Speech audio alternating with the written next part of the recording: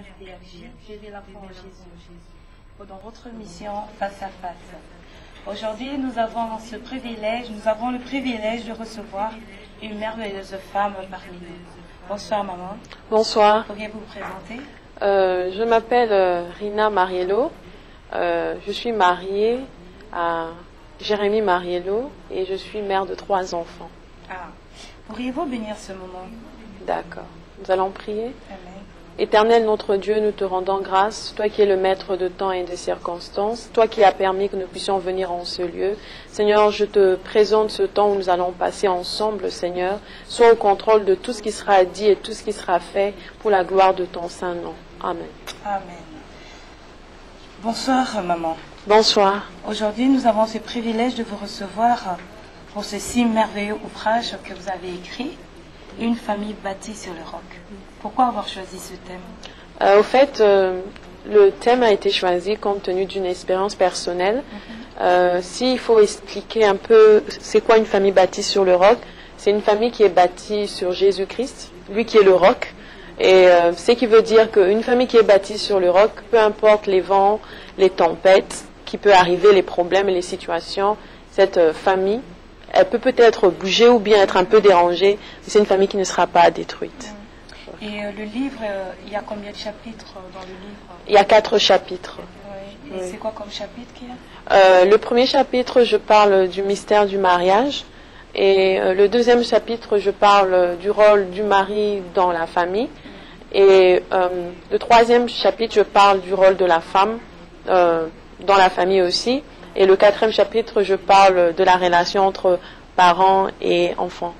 C'est vraiment très délicat, les sujets que vous avez choisis. Oui, c'est très délicat parce que quand on regarde, on se rend compte que nous sommes tous issus d'une famille. Et la famille, c'est vraiment la base de toute chose parce que c'est le centre. Parce que la famille, c'est la base. On est issus, nous-mêmes, on est issus des familles.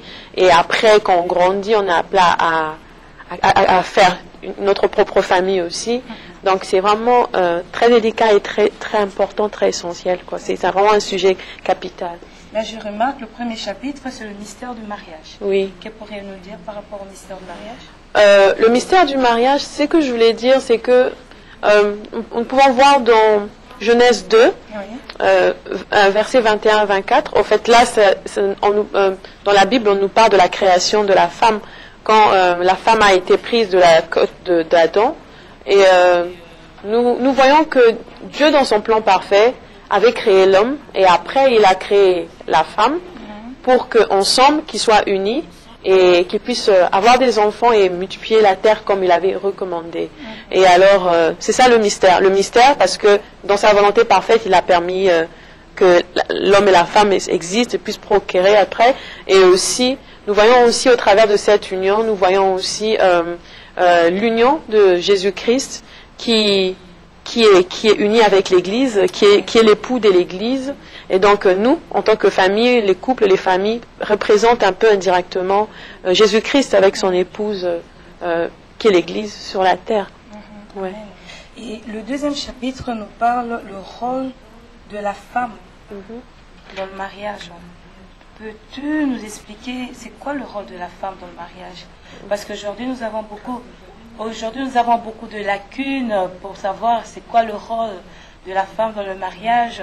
Même dans les églises, des fois on ne reçoit pas des enseignements. Comment est-ce qu'une femme doit se comporter? Comment une femme doit être dans le mariage? Peux-tu nous dire qu'est-ce que tu développes, qu'est-ce que tu dis en disant le rôle de la femme? C'est quoi le rôle de la femme? Les rôles de la femme, selon le plan parfait de Dieu, d'abord, la femme, elle est appelée à être une épouse, et après, elle est appelée à être une mère. Et c'est ça principalement le rôle de la femme. Et alors, en tant qu'épouse, la femme a des normes qu'elle doit respecter, et en tant que mère aussi, elle a aussi des normes qu'elle doit respecter. Donc, s'il faut parler de ses rôles principaux, c'est un peu ça en fait. La femme, quand on regarde dans la Bible, Dieu dit qu'il n'est pas bon que l'homme soit seul. Alors je lui ferai une aide semblable. Donc Dieu a créé la femme pour qu'elle soit un soutien à côté de l'homme, pour qu'elle soit là pour être sous la mission de son mari et qu'elle soit une aide au fait. Donc c'est un peu ça. C'est quoi le limite de la femme? limite de la femme. Oui, dans un couple. Parce qu'aujourd'hui, nous remarquons qu'il y a, des fois, il n'y a pas de limite. La femme, elle veut être visionnaire, elle veut prendre des décisions, elle veut tout faire dans le mariage. Mais où se trouve le limite de la femme dans le mariage?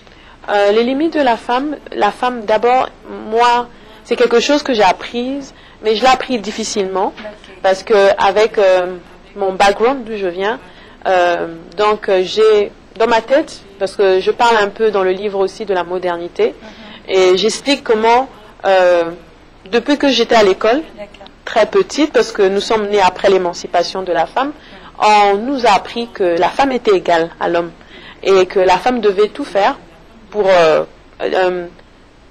combattre, pour prouver qu'elle pouvait faire la même chose que l'homme et qu'elle pouvait être égale à l'homme. Et c'est à cause de ça que ça porte de lacunes dans le mariage? Oui, bien sûr, parce que dans toute compagnie, on peut donner l'exemple dans toute compagnie, toute chose qui est créée, donc chacun joue son rôle. Il y a le manager, chacun à son poste. Alors, donc c'est important, partout, même dans la famille, que chacun puisse d'abord comprendre c'est quoi son rôle, et qu'est-ce qu'il doit jouer c'est quoi sa place et qu'est-ce qu'il doit jouer comme rôle là où il se trouve dans la famille. Donc ce qui fait que, comme je l'ai dit dans le livre, la modernité, selon moi, et je crois que c'est vrai, nous a pas vraiment facilité la tâche en tant que femme, parce que depuis que tu es petite, on t'apprend que tu es égale à l'homme, tu peux tout faire, il n'y a pas de limite. Alors, tu gardes ça des années après années, et dans le mariage... Depuis que tu es petite, c'est là dépend aussi à l'endroit où tu as évolué. Si par exemple, tu es allée à l'église, c'est vrai qu'à l'église, on nous apprend une femme doit être soumise, une femme doit respecter son mari. C'est vrai que c'est pas régulier, mais il y a quand même cette base d'instruction à l'église. Oui, c'est vrai, à l'église, on nous apprend ça. Mais ce que je voulais dire, moi, ce que je pense, c'est que la société joue un rôle très capital. C'est vrai qu'à l'église, on peut nous le dire, mais quand on est dans le terrain, c'est autre chose, parce qu'on voit aujourd'hui, par exemple, d'où moi je viens, le pays où je viens, la femme, elle est beaucoup privilégiée. Elle a beaucoup d'avantages plus que l'homme. Donc, dans un couple, ça peut se faire qu'il y a un problème. Mais si, par exemple, la police vient intervenir, c'est l'homme qu'on va faire sortir et on va privilégier la femme. Donc, on voit que la société s'impose et elle joue un rôle très capital. Donc, ce qui fait que même si on nous prêche, par exemple, que la femme doit être soumise, mais quand on regarde sur le terrain, la femme, elle fait ce qu'elle veut, elle devient pilote, elle fait des choses comme elle veut dominer, elle veut se faire voir, et oui, émanciper. Oui, émanciper et tout ça. On voit que voilà, on se dit, mais oui, c'est ça l'exemple à suivre. Voilà. Oui, c'est ça. Oui. Ah d'accord. Et quel conseil tu pourrais donner aux femmes? C'est vrai, comme je l'ai dit, je l'ai appris avec difficulté, mais nous savons tous que quand Dieu permet certaines situations, il permet cela pour nous apprendre et que nous puissions partager ça avec les autres aussi. Donc moi, ce que je veux dire, avec mon expérience que j'ai eue, j'ai compris que la femme n'est pas égale à l'homme. Parce que nous pouvons tout faire, mais il y a des limites que la femme ne pourra jamais. Il y a des choses que la femme ne pourra jamais faire, que l'homme peut faire. Donc même dans la Bible, si on revient dans la Bible, pourquoi le Seigneur nous demande à nous les femmes d'être soumises? C'est parce que la femme n'est pas... elle n'est pas égale à l'homme. Et même si on veut décortiquer, on peut décortiquer un peu ce mot soumise, on peut dire en deux mots, ça veut dire être sous la mission. Donc la femme est appelée à être sous la mission de l'homme. Donc une personne qui est sous la mission, c'est une personne qui est en dessous. Donc d'abord, moi je sais que je pourrais dire aux femmes, c'est d'abord de commencer à comprendre que la femme n'est pas supérieure à l'homme, elle n'est pas égale à l'homme, mais la femme est une aide à côté de l'homme. Et en comprenant d'abord cela, ça va nous faciliter la tâche pour beaucoup de choses. Mais aujourd'hui, c'est vrai qu'il y a des femmes, supposons dans un couple, il y a la femme elle a le don de la vision. Donc, elle sait s'organiser, elle réfléchit comment est-ce qu'on peut faire avancer notre couple et tout ça.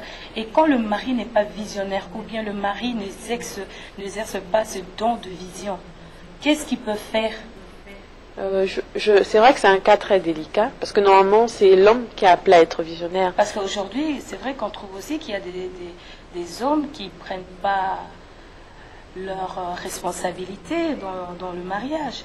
Maintenant, la femme, qu'est-ce qu'elle doit faire? C'est vrai que la femme doit d'abord prier pour son mari. Et comme c'est un couple, c'est une équipe, on peut dire.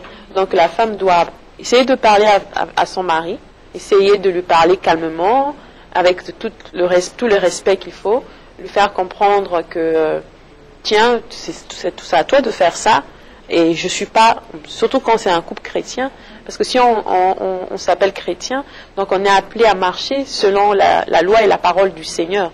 Donc ce qui veut dire, la femme peut facilement venir dire à son mari, non, écoute, tu vois, ce que tu fais, ce n'est pas bon. Je pense que si on lit dans les Écritures, on comprendra que c'est à toi de faire ça. Donc c'est comme si déjà, parce que tu me donnes encore plus de poids, de responsabilité, donc essaye de me décharger, joue ton rôle, sois visionnaire pour que les choses avancent, et aussi bien sûr, il y aura aussi des fruits, parce que si l'homme ne fait pas ce qu'il faut, on verra qu'il n'y aura pas des fruits, et donc la femme aura des arguments pour dire tiens, attends, regarde, il y a ça qui ne marche pas.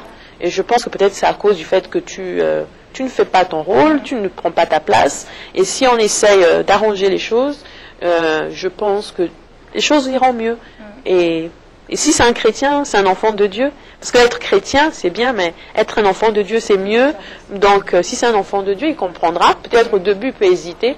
Mais s'il part prier, il demande à Dieu, Dieu va lui parler, parce que notre Dieu parle, et lui fera comprendre que, comme il avait fait comprendre à Abraham, que c'est que Sarah disait c'était vrai, qu'il fallait que Agar et Ismaël puissent partir. Donc Dieu parle, il va faire comprendre au mari que non, c'est vrai que c'est ta femme, c'est que ta femme dit c'est vrai, alors il faut suivre ça. Amen, amen. Et concernant l'homme, le rôle du mari, c'est vrai que tu es une femme, je ne sais pas si tu es bien placée pour parler du rôle du mari, oui. Mais essaie de nous expliquer par rapport à tes écrits, qu'est-ce que tu as pu dire concernant le rôle du mari? Oui, j'ai essayé, c'est vrai que je ne suis pas un homme, mais avec la petite connaissance que j'ai, si je me trompe quelque part, les hommes pourront me compléter. Bien sûr. Mon mari aussi, bien sûr. Ils sont là, t'inquiète, ils sont là derrière la télé, ils sont en train de regarder. Hein. Mon mari aussi, oui, il y a d'autres hommes, tout ça, qui pourront me compléter. Mais avec le peu de connaissances que j'ai compris que le rôle du mari, le mari, c'est un visionnaire, comme on l'a dit. Il joue le rôle du leader. C'est un leader. Il est appelé à emmener sa famille dans la vision que Dieu lui a confiée pour sa famille. Et aussi, le mari, c'est un protecteur, parce qu'au fait, il est la tête, et c'est lui qui protège aussi spirituellement. Il peut voir les choses. Un visionnaire, il voit les choses arriver. Il voit les choses arriver de loin, et il fait tout, avec la grâce de Dieu, d'épargner sa famille de cela. Il planifie, il aide sa famille aussi à entrer dans la présence de Dieu, parce que c'est le rôle du père, d'aider ses enfants, d'aider sa femme à suivre la voie du Seigneur. Et aussi, il éduque les enfants, parce que l'autorité que Dieu a donnée au mari, c'est pas la même chose que la femme. Donc, on pourra voir dans beaucoup de familles que le père et les enfants ont plus tendance à plus écouter ou bien à plus suivre ce que le père dit. Donc, ce qui veut dire qu'il doit jouer ce rôle-là, et à partir de là, ça c'est des rôles principaux. Si je comprends bien, c'est que l'homme est le visionnaire. Oui, oui. C'est lui le visionnaire de la famille. Oui. Donc, une fois mariée, la femme est là pour aider. Oui. Et maintenant, aujourd'hui, c'est vrai qu'il y a beaucoup d'hommes qui ne sont pas visionnaires. Parce que quand Dieu a créé Adam, c'est vrai qu'il avait donné la vision de gérer, de tout contrôler, de prendre soin. Mais aujourd'hui, quand les hommes ne sont pas visionnaires, qu'est-ce que la femme peut faire? Parce que j'ai l'impression, la chose la plus capitale, c'est que quand Dieu a créé l'homme, c'est pour qu'il soit visionnaire. Mais non, si l'homme n'est pas visionnaire, qu'est-ce qu'elle peut faire? Ce que la femme peut faire, c'est, si l'homme n'est pas visionnaire, c'est de prier pour son mari. Et comme je l'ai dit, essayer de parler à son mari. Parce que c'est vraiment, c'est difficile, parce que en tant que femme, Tu vois, quand tu dépends, parce que la femme est appelée à dépendre du mari.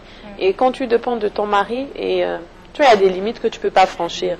Donc, ce qui veut dire, en tout cas en tant que femme, notre seul refuge, c'est le Seigneur. Donc, prier et parler à son mari. Et je pense qu'avec la grâce de Dieu, Dieu pourra aider son mari à comprendre que peut-être quelque part, il ne joue pas, il ne fait pas son rôle, il n'est pas visionnaire comme Dieu veut qu'il puisse l'être. Et le troisième chapitre, c'est une relation entre les parents et les enfants. Oui, le Tu pourrais nous expliquer? Oui, là je parle je me base plus sur l'éducation des enfants, selon la parole de Dieu et qu'est-ce que Dieu veut pour nous. Aujourd'hui, on voit aussi encore que la société a pris le devant. On veut nous apprendre comment éduquer nos enfants, ce qu'on doit faire, ce qu'on ne doit pas faire.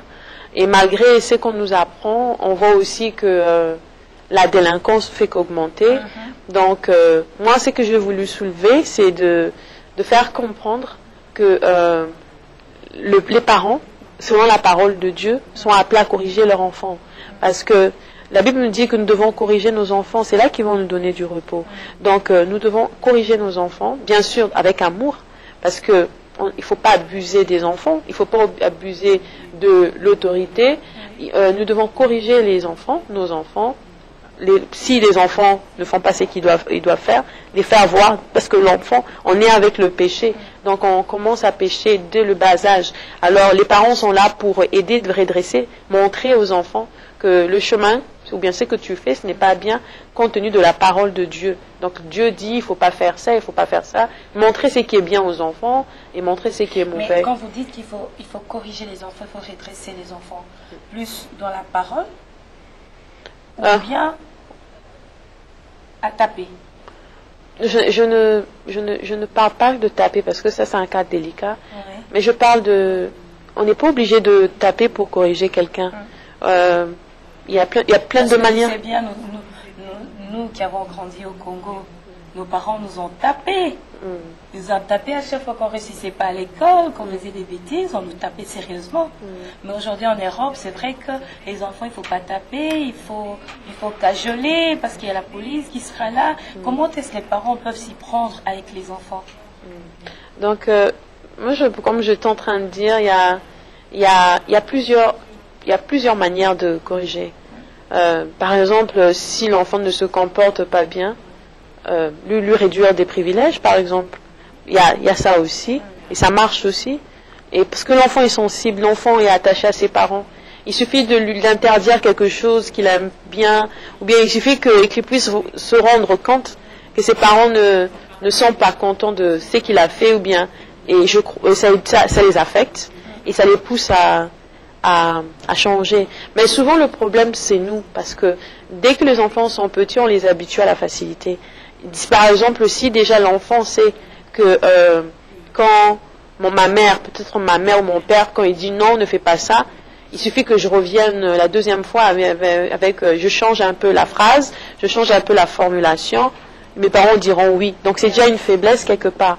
Donc à partir de là, nous les parents, c'est nous qui commençons, parce que les enfants quand ils viennent, ils sont vides au fait. C'est nous qui les remplissons avec notre connaissance, ce qu'on a appris du Seigneur et ce qu'on a appris de la famille.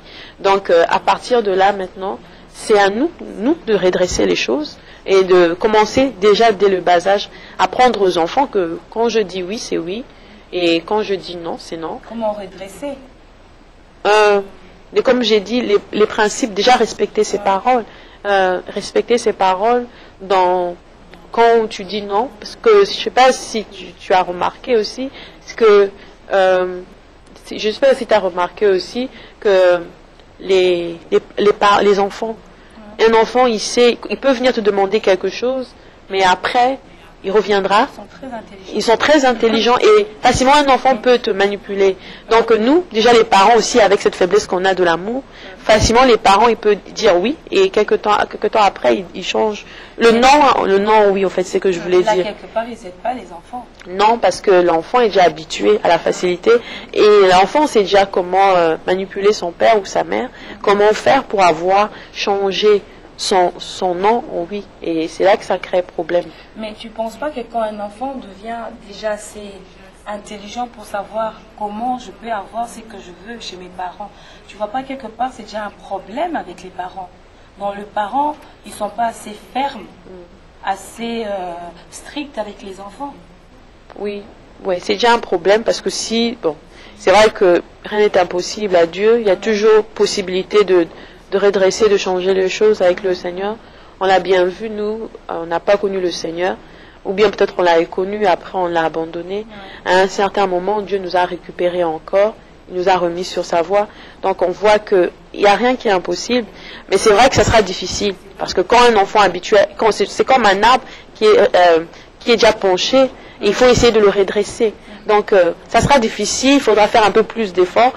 Comparé par exemple à une personne qui avait commencé déjà quand l'enfant était petit. Aujourd'hui, je ne sais pas. Aujourd'hui, tu ne penses pas qu'il y a beaucoup de lacunes par rapport à l'éducation pour les enfants, parce que quand le mari travaille et la femme travaille, quelque part, les enfants sont livrés à eux-mêmes. Et que là, tantôt, vous étiez en train de dire que c'est le visionnaire, c'est l'homme. Comment est-ce qu'il peut s'organiser dans la maison par rapport à l'éducation des enfants? Parce que quand les enfants sont livrés à eux-mêmes à la maison, comment ils doivent faire? Donc ils se contentent de ce qu'ils regardent à la télé, de ce que leurs amis leur disent. Et comment est-ce que le parent doit s'y prendre pour l'éducation des enfants? Oui, c'est vrai. Surtout quand ils sont à deux à travailler, comment ils doivent s'y prendre? Oui, c'est vrai que c'est vraiment difficile pour les couples qui travaillent à plein temps, les deux. Parce que dans le livre, j'ai parlé un peu des recherches qui ont été... Il y a eu des recherches qui avaient été faites par un professeur. Il y en avait plusieurs, mais principalement un professeur de l'université d'Excess. Et ces professeurs, ils ont pris un nombre des enfants.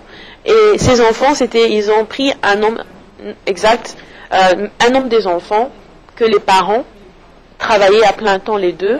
Et ils ont pris aussi un nombre des enfants que les parents, peut-être c'était le père qui travaillait à plein temps et la mère travaillait à temps partiel, ou bien la mère ne travaillait pas. Et ils ont étudié ces enfants pendant quelques temps. Et le résultat, ils se sont rendus compte que les enfants dont les parents travaillaient à plein temps, les deux, ils avaient tendance à avoir plus de difficultés dans leur avenir, que ce soit à l'école, et aussi dans leur avenir professionnel, parce qu'ils étaient un peu comme tu viens de le dire, abandonnés à eux-mêmes. Donc et ça joue, ça impacte en fait, ça les a influencés. Aujourd'hui, est-ce que tu encouragerais, par exemple, un couple où l'on prend la décision de dire moi je travaille, je prends soin de la maison, je vais aller travailler, je vais apporter le pain à la maison, et que la femme doit rester à la maison? Tu encourages cela? Oui. Pour l'éducation des enfants. Je pense si l'homme, par exemple, a, comme tu viens de le dire, il a un bon travail et avec l'argent qu'il gagne, c'est suffisant pour subvenir à leurs besoins. Moi, j'encourage bien parce que, surtout personnellement, compte tenu de ces recherches qui ont été faites, surtout pour les premières années des enfants.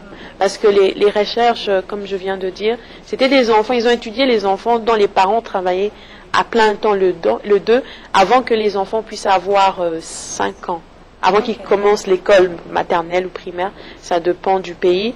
Et donc c'est là, au fait. Les premières années des enfants sont très, très importantes. Alors si par exemple le mari a de quoi subvenir aux besoins de toute la famille, et que le mari dit à sa femme que non, toi reste à la maison pour peut-être les premières années de nos enfants, pour essayer de leur donner une bonne base.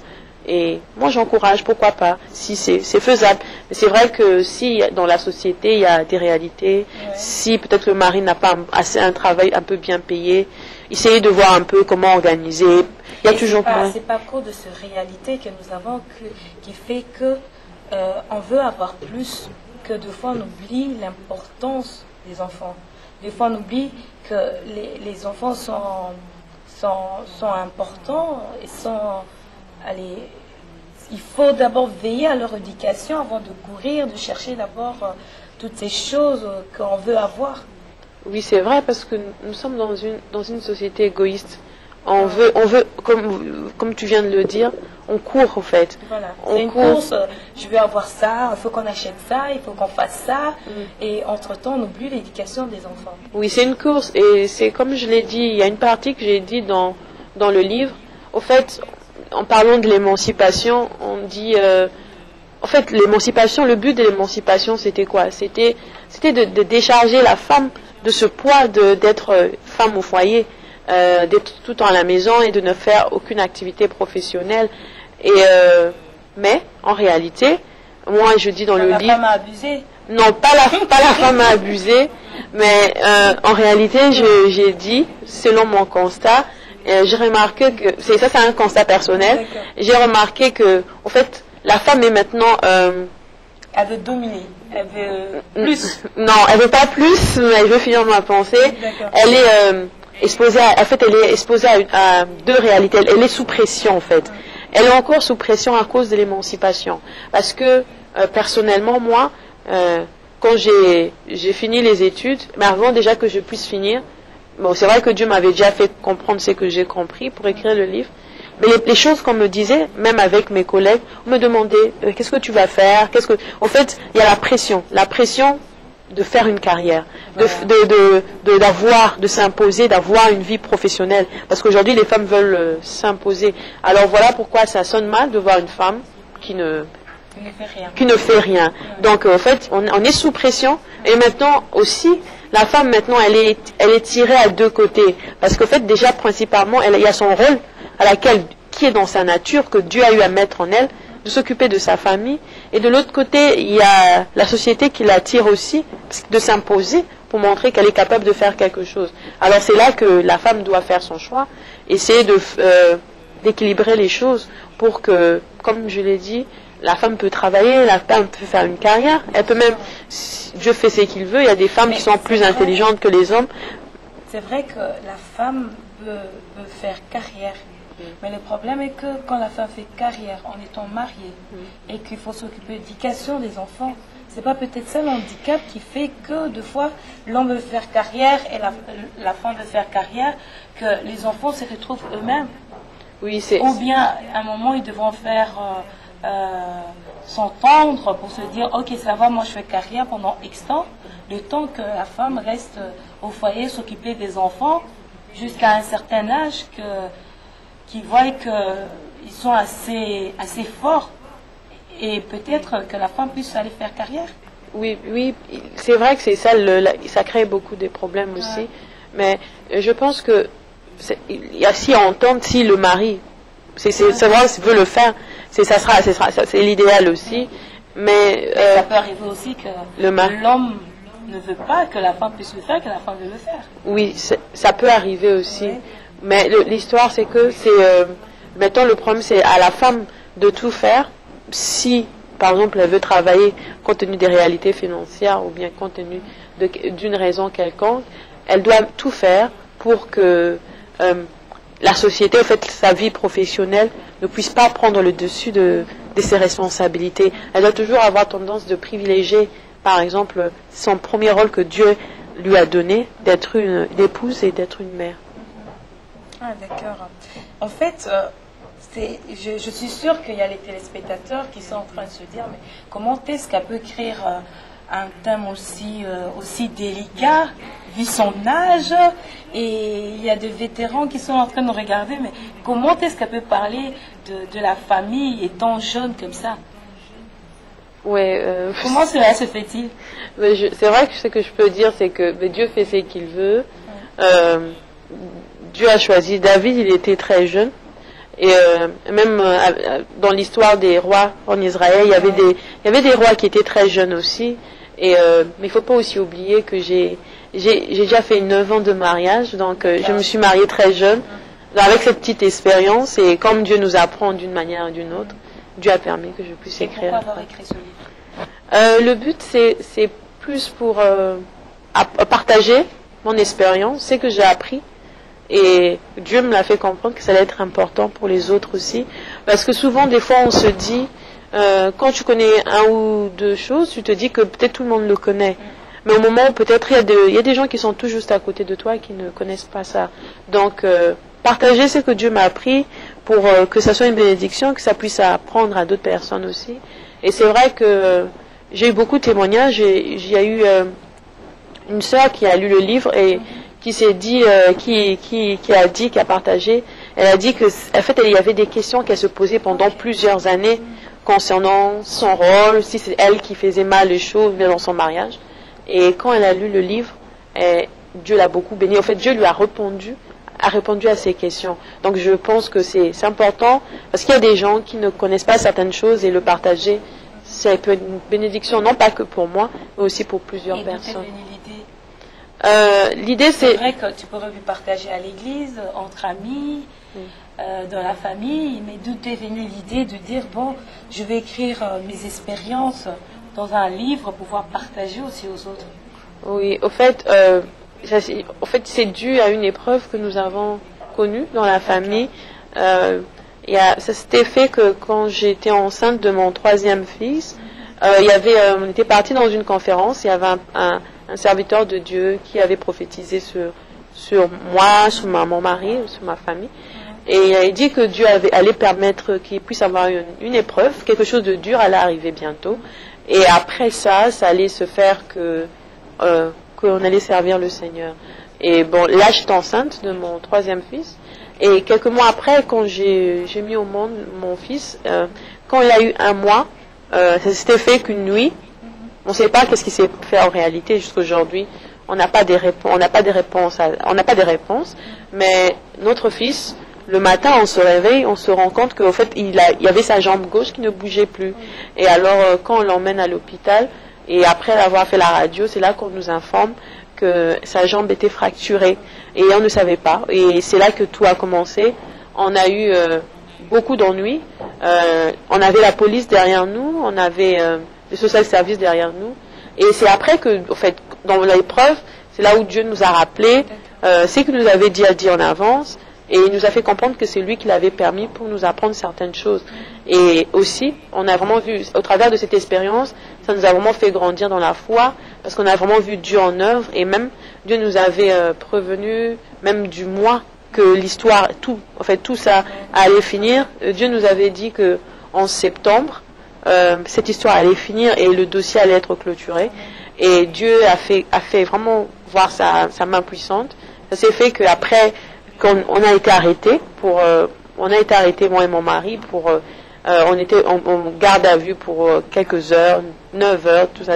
Oui, après on a été libérés sous caution et normalement c'était prévu qu'on puisse aller au tribunal parce que en fait la police et le service ne pouvaient pas expliquer comment l'enfant s'était fracturé la jambe et pour eux ils se disaient que c'était l'un de nous qui avait causé ça à notre enfant.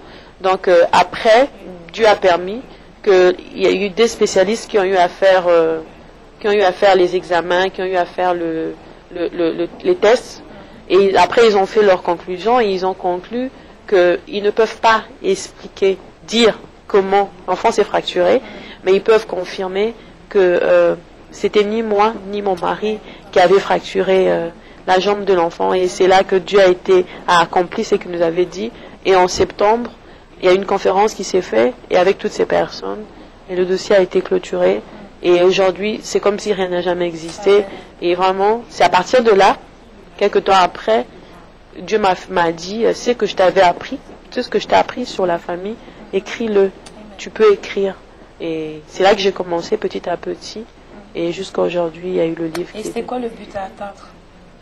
Le but à atteindre c'était personnellement, c'était de sensibiliser les gens, chacun à comprendre comment nous devons faire pour bâtir notre famille sur Jésus, sur le roc qui est Jésus.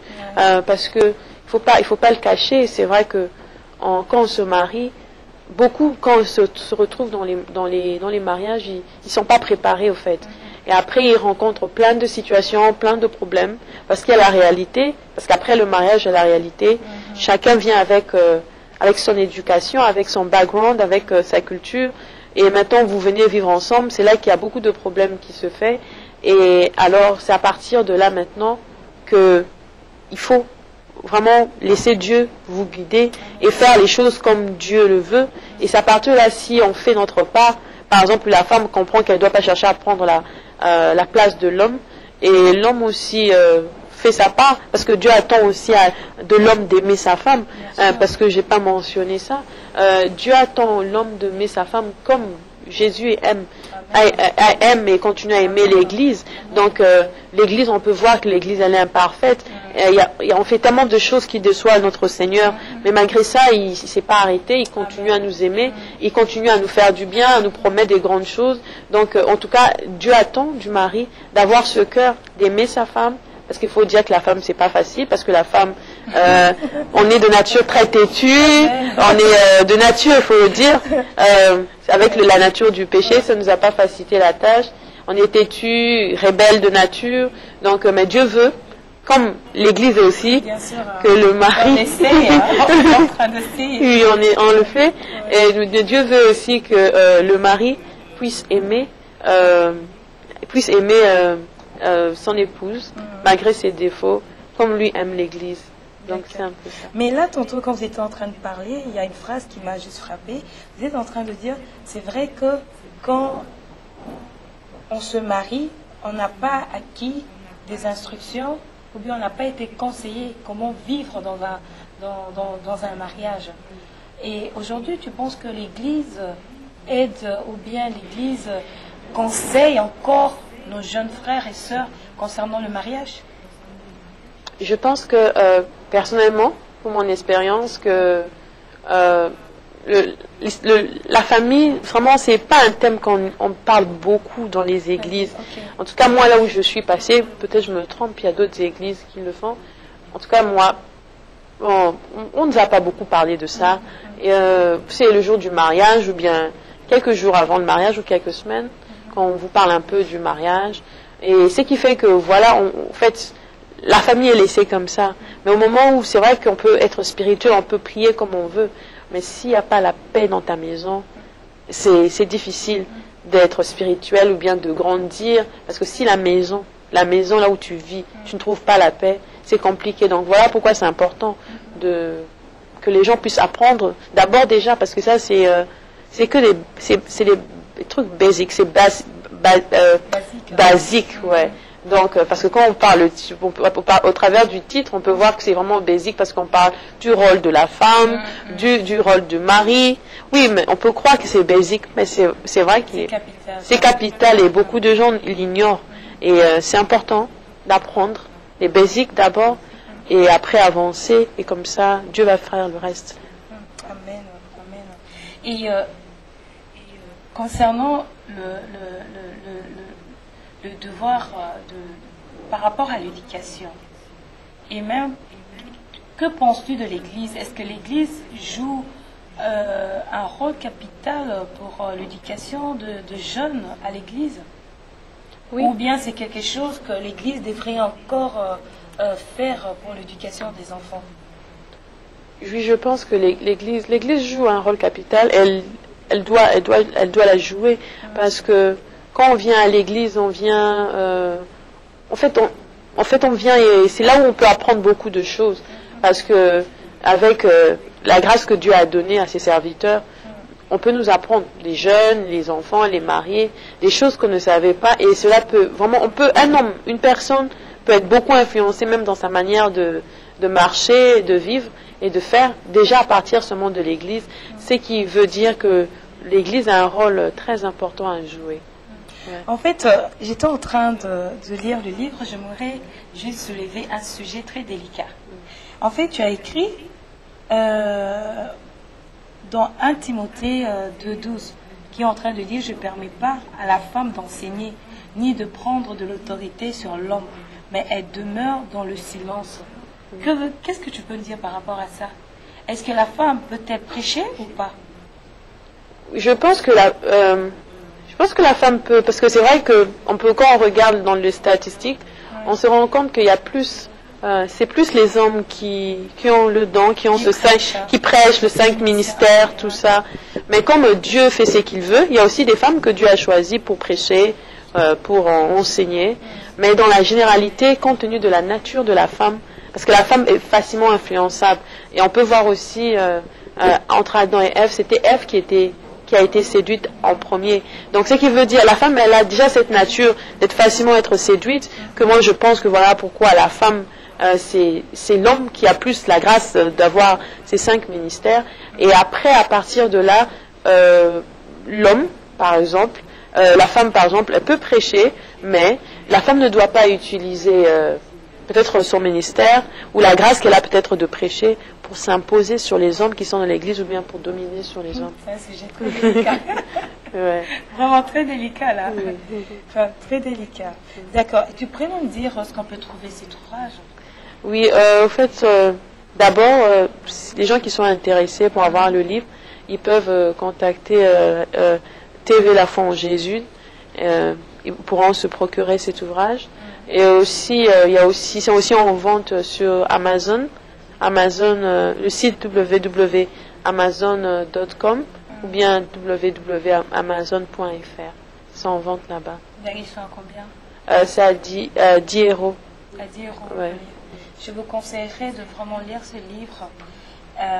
Il va vous édifier et vous allez tirer conseil par rapport à certaines questions que vous vous posez, que vous dites c'est quoi le rôle de la femme dans le mariage, c'est quoi le rôle du mari dans le mariage, une relation entre les parents et les enfants.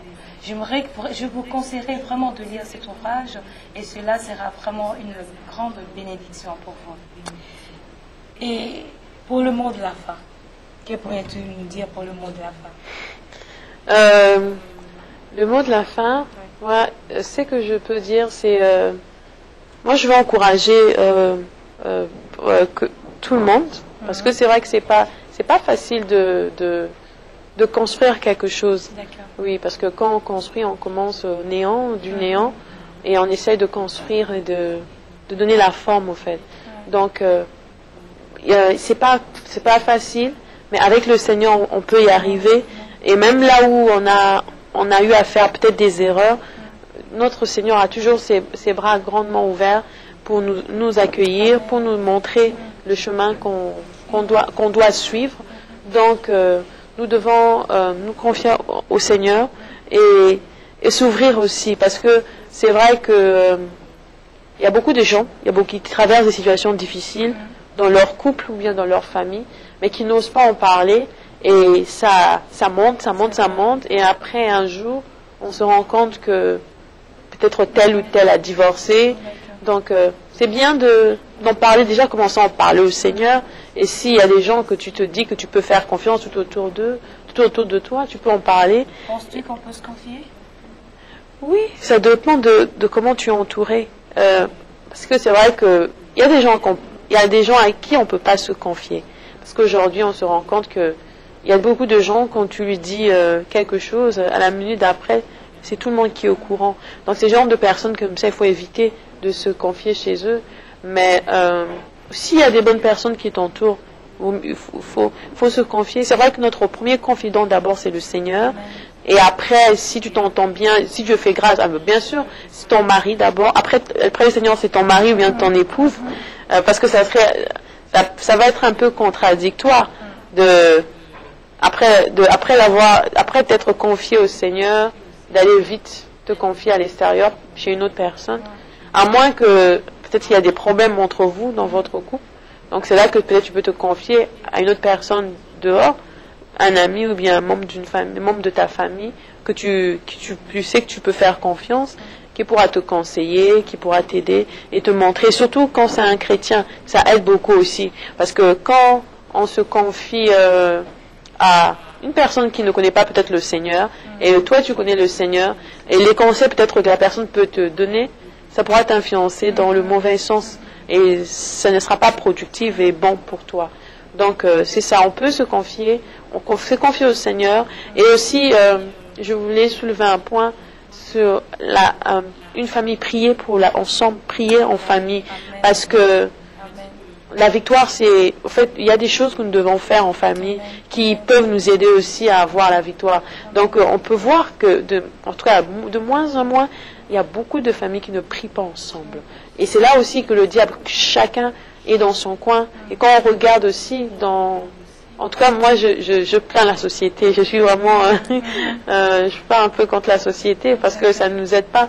Parce que quand on regarde aussi la société dans laquelle on vit aujourd'hui, en fait, tout est fait pour que chacun soit dans son coin. Chacun est devant son ordinateur, l'autre est sur son portable, l'autre, en fait, chacun dans son coin.